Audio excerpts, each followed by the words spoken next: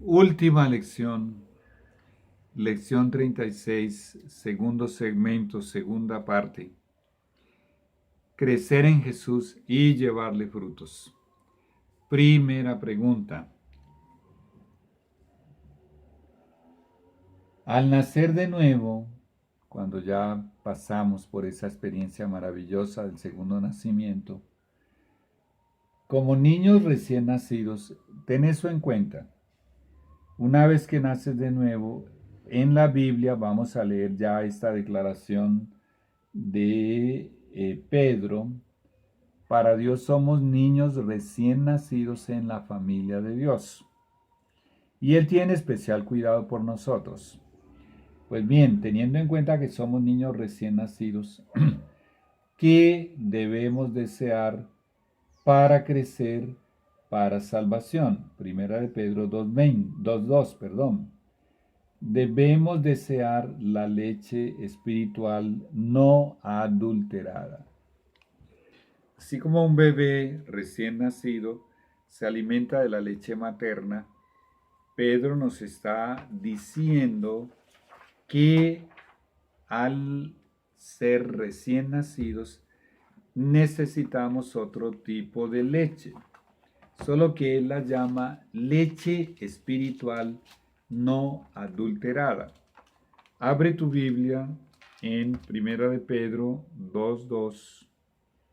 Primera de Pedro 2:2.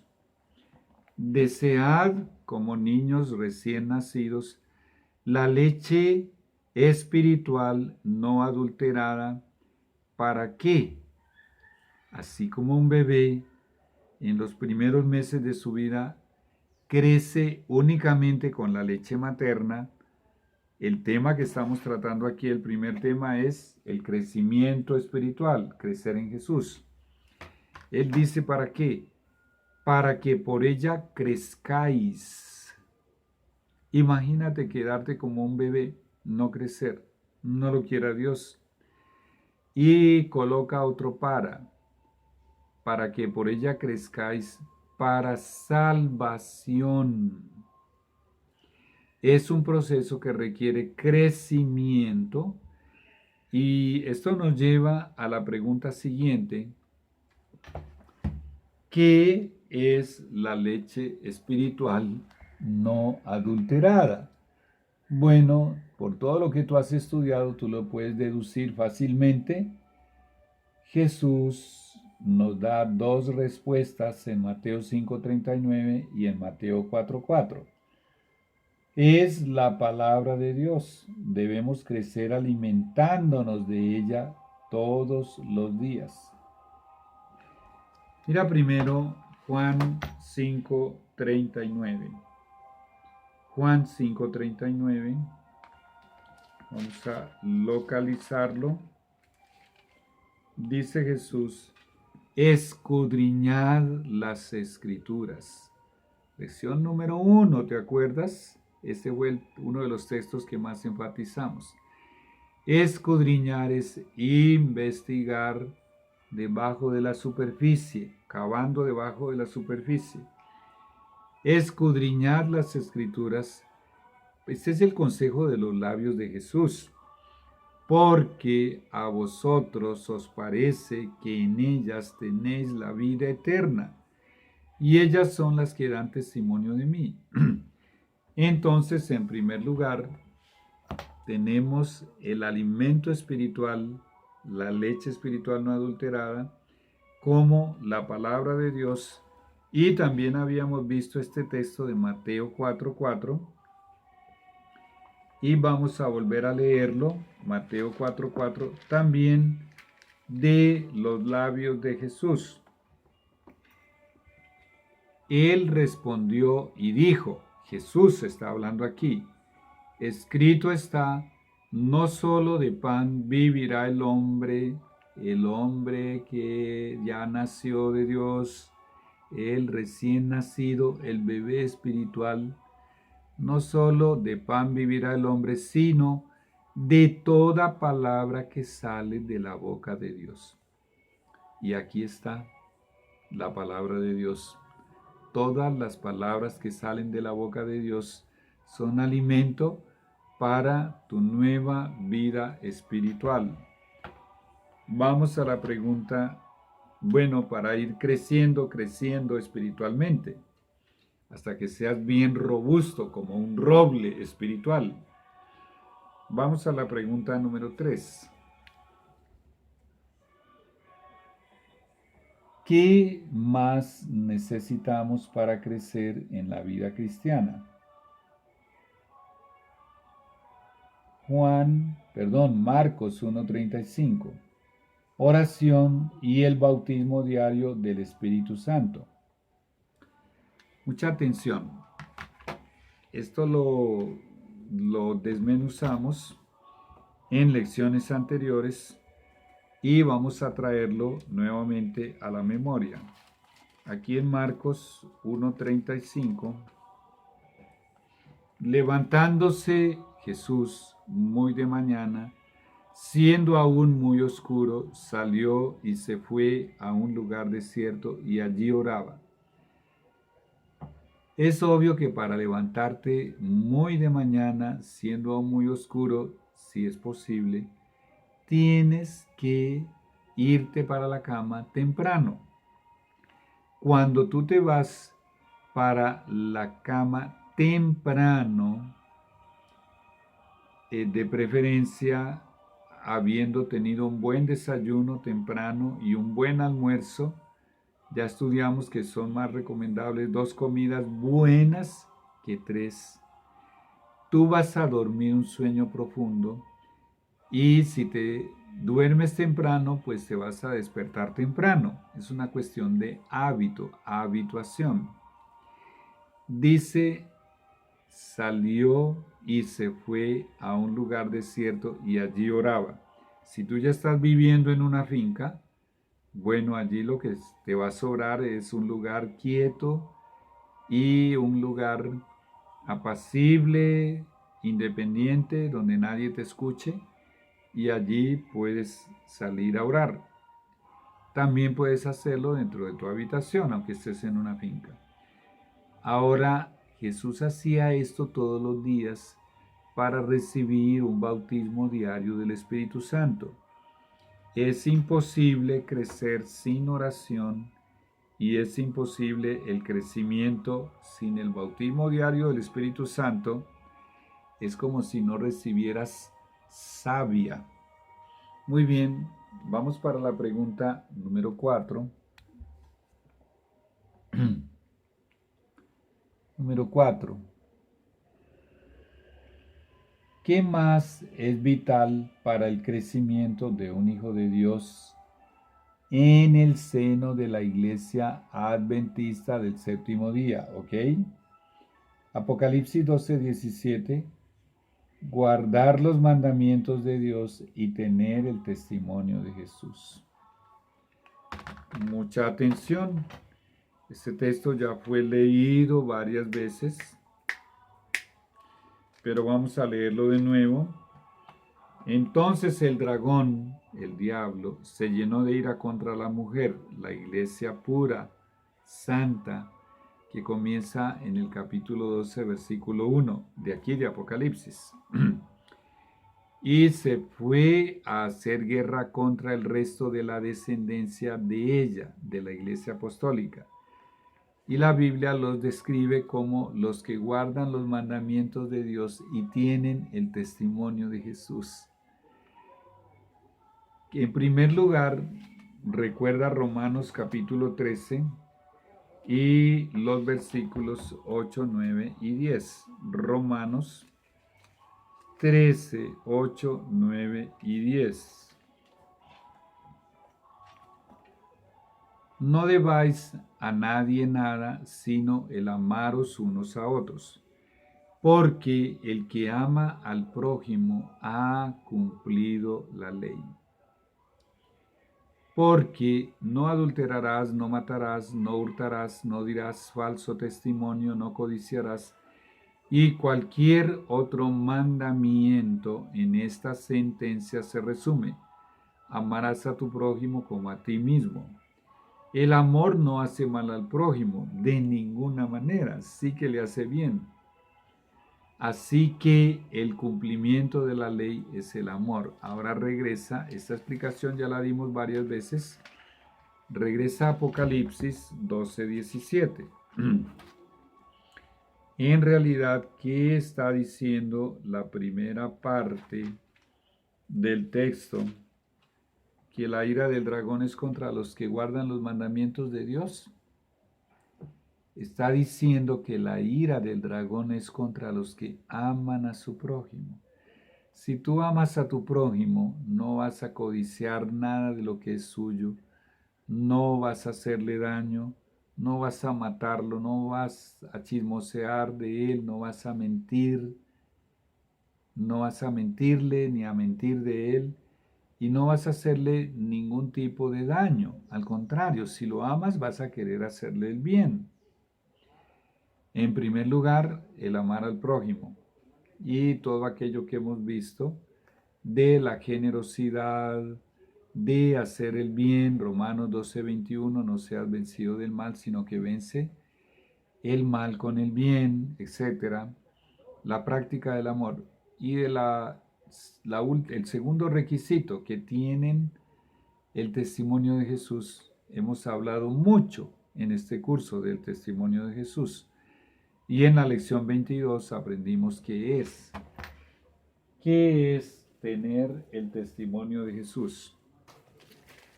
No se trata solamente de que tú tengas así en físico libros del testimonio de Jesús, los libros que inspirada por el Espíritu Santo escribió la última profeta. No se trata de tenerlos así físicamente o únicamente por decir que los tienes. Tener el testimonio de Jesús tampoco es tenerlo en un programa en tu celular y en tu computador y decir que lo tienes, porque ahí lo tienes. Tenerlo incluye, si tú no puedes leer por alguna razón, escucharlo, si puedes leer, leerlo, creerlo, aceptarlo, vivirlo, practicarlo, obedecerlo y divulgarlo. Eso es tener el testimonio de Jesús. Pues bien, si tú haces todo eso, eres el objeto de la ira del dragón. Y es imposible en la iglesia adventista del séptimo día que tú crezcas en el adventismo del séptimo día sin el testimonio de Jesús. Es imposible que crezcas. Vamos pues para la pregunta. ¿Todavía tenemos tiempo? Sí. Vamos a la pregunta número 5. Pregunta número 5.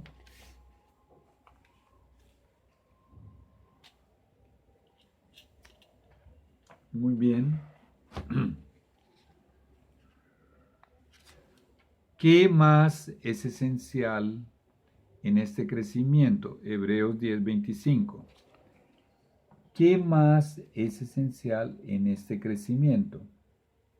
Y la respuesta nos dice, congregarnos, ir siempre a la iglesia. Mira Hebreos 10:25. Hebreos 10:25.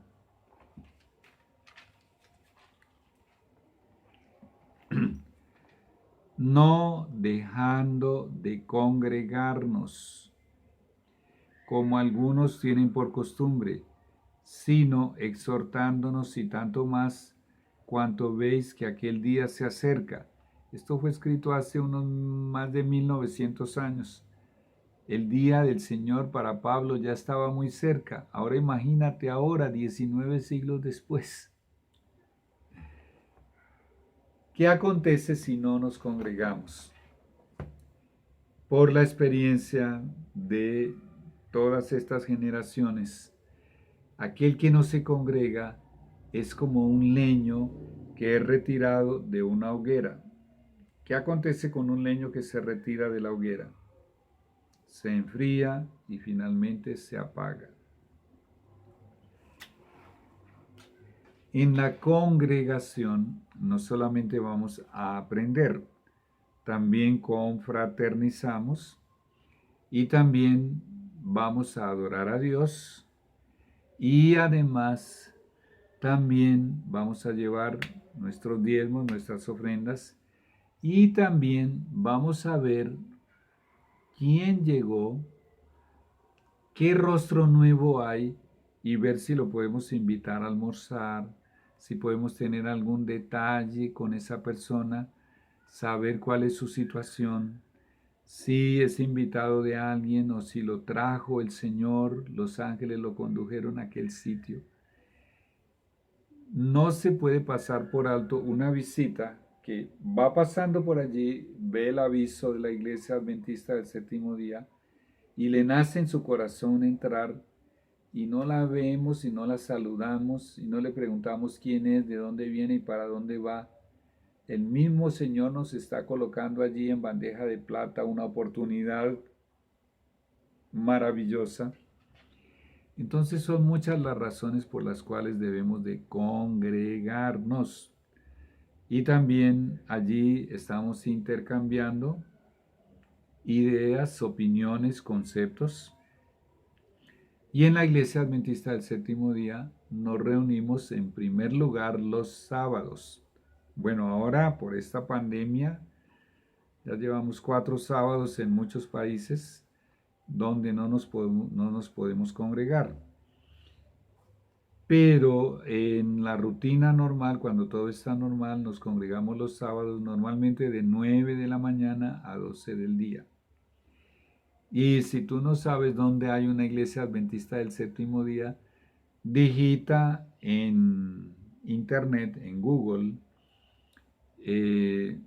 cómo buscar o buscar un templo adventista del séptimo día.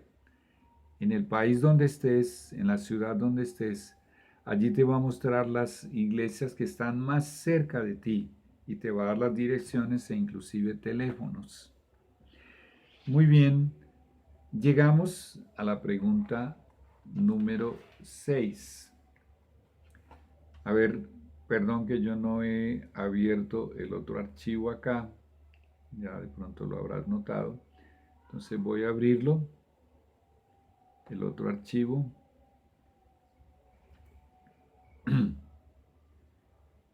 ¿Quién es aquel que nos da el crecimiento espiritual? Eso es muy obvio y ya lo enfatizamos, pero vamos a leerlo de la Biblia. Número 6. ¿Quién es aquel que nos da el crecimiento espiritual? Bueno, allí tenemos varios textos de Pablo. Respuesta: Dios es el que da el crecimiento. Sin embargo, nosotros tenemos una parte fundamental que desempeñar en ese crecimiento. Claro que tenemos algo que hacer. Vamos a leer los textos. Primera de Corintios 3, Primera de Corintios 3, 6 y 7. Romanos, Primera de Corintios 3, 6 y 7. Yo planté, Apolos regó, pero el crecimiento lo ha dado Dios. Así que ni el que planta es algo, ni el que riega, sino Dios que da el crecimiento. Muy bien. Todo lo que nosotros hacemos, todo lo que Dios está haciendo a través de este siervo, por medio de estas series, de estos videos, de estas 36 lecciones, es arrojar las semillas. ¿Cuáles brotarán y llegarán a crecer? Solamente Dios lo sabe, cuáles de esas semillas. Pero yo espero encontrarme miles allá en el cielo. Señor, ayúdame. Una vez que esa persona se entrega a Dios, es sumisa, grata, obediente, fiel, leal, y está practicando todo esto que estamos mencionando en esta lista aquí para crecer espiritualmente, Dios es el que la hace crecer. No ninguno de los siervos, es Dios. Y vamos a la también Primera de Tesalonicenses 3:12. Primera de Tesalonicenses 3:12 y dice de la siguiente manera.